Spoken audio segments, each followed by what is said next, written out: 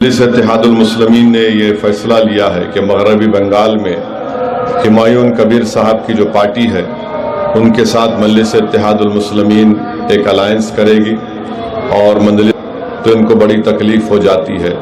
तो ये बात भी, क्योंकि ये अवामी जलसा नहीं है, ये मजलिस इत्तेहादुल मुस्लिमीन के जी और मेरा गठबंधन होगी वो वैसी साहब का AIM का जोड़ के मैं चल रहा है। ज़्यादा से ज़्यादा मेरा को ऊपर विश्वास बढ़ गया, वो मेरा मदद कर रहा है, वो जहाँ जा रहा है उनको इतना सपोर्ट मिल रहा है। इंशाल्लाह इनको चौथी बात यह है कि असम्बली के इंतखाबात होने जा रहे हैं और मजलिस इत्तेहादुल मुस्लिमीन ने ये फैसला लिया है कि मगरबी बंगाल में हुमायूं कबीर साहब की जो पार्टी है उनके साथ मजलिस इत्तेहादुल मुस्लिमीन एक अलायंस करेगी और मजलिस के उम्मीदवार उस अलायंस का हिस्सा बनकर हम मगरबी बंगाल के इलेक्शन में हिस्सा लेंगे। हमारी कोशिश यही है कि मजलिस इत्तेहादुल मुस्लिमीन को मजबूत किया जाए, हमारी आवाज़ को मजबूत किया जाए, हमारे नुमाइंदे मुल्क के कोने कोने में कामयाब होकर बेबाक तरीक़े से ऐवान असम्बली में गरीब और मज़लूम आवाम की आवाज़ को उठाए। और आप जानते हैं कि मगरबी बंगाल में पिछले 15 साल से वहाँ पर 3 मरतबा के वज़ीर आला हैं मोहतरमा ममता बनर्जी साहिबा। आपको जानकर हैरत होगी और ताज्जुब होगा कि करीब 30% वहाँ पर मुस्लिम अक़लियत की आबादी है और 5 लाख के करीब बैकवर्ड क्लास के सर्टिफिकेट को कैंसिल कर दिया गया, जिसमें ज़्यादातर मुसलमानों के बैकवर्ड क्लास सर्टिफिकेट हैं। बहुत से नाइंसाफ़ियों की कहानियाँ और दास्तानें भी हैं जो ये लोग सिर्फ सेकुलरिज्म के नाम पर वोट तो हासिल करते हैं, मगर जहाँ पर मजलिस हिस्सेदारी की बात करती है, जहाँ पर मजलिस शराकतदारी जमहूरियत की जो बात हमारे बुजुर्गों ने की थी उसको अमल करने का मुतालबा करती है, तो इनको बड़ी तकलीफ हो जाती है। तो ये बात भी, क्योंकि ये अवामी जलसा नहीं है, ये मजलिस इत्तेहादुल मुस्लिमीन के अरकान का एक ईद मिलाद की तकरीब है, मैं ये ज़रूरी समझा कि आपके सामने भी इस बात को रखूं। और शायद बहुत से लोग आप नहीं जानते होंगे कि मालदा में जब पंचायत का इलेक्शन हुआ था, उस मालदा में मजलिस को 60,000 वोट मिले थे।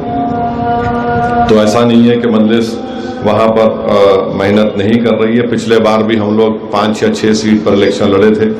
अभी भी हमारी कोशिश ये है कि हम लोग इन्हीं सीटों पर या जहाँ पर भी बातचीत होगी उनसे उसको तय करके अप्रैल 23 और 26 को 2 मरहले में वहाँ पर इलेक्शन है।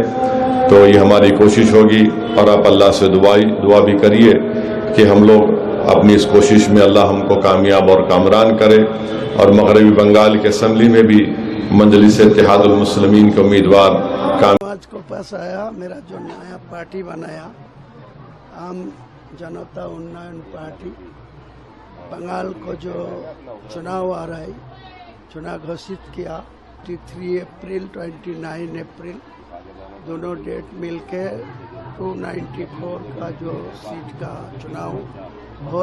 तो गरीब नवाज जी को पास आया मेरा नया पार्टी, ये पार्टी को थोड़ा मदद करना चाहिए।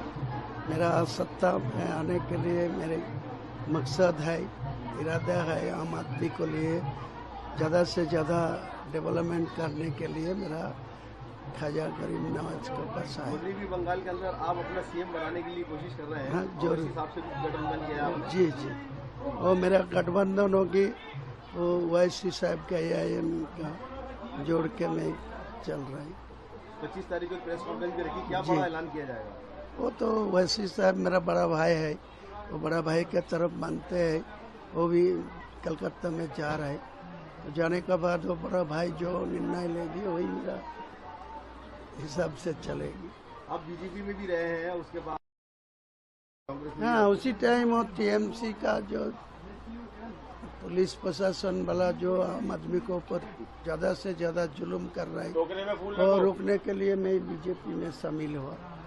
तो बाद में वो बीजेपी छोड़ के अपना वापस आया। क्या लगता है बाबरी निर्माण के बाद में काफी आपको जो है हाँ सारा बंगाल में वो जो आम आदमी है, बाबरी मस्जिद जो काम चल रहा है ना, इसके लिए पूरे बंगाल को जो मुसलमान आबादी है, ये सबसे ज़्यादा से ज़्यादा मेरा को ऊपर विश्वास बढ़ गया। वो मेरा मदद कर रहा है, वो जहाँ जा रहा है उनको इतना सपोर्ट मिल रहा है। इंशाल्लाह इनको मेरा फ़ायदा तो होना चाहिए, मुसलमान को ज़्यादा से ज़्यादा वो सपोर्ट भी मिलना चाहिए। ममता दीदी के सामने भी अपना कैंडिडेट खड़ा करा, 15 कैंडिडेट आपने अनाउंस कर दिए हैं। जी, वो 154 कैंडिडेट में ही अनाउंस कर दिया। बाकी कल परसों 25 तारीख को असदुल्ला ओवैसी साहब मेरा बड़ा भाई है, वो मौजूदा के कलकत्ता में बाकी सीट का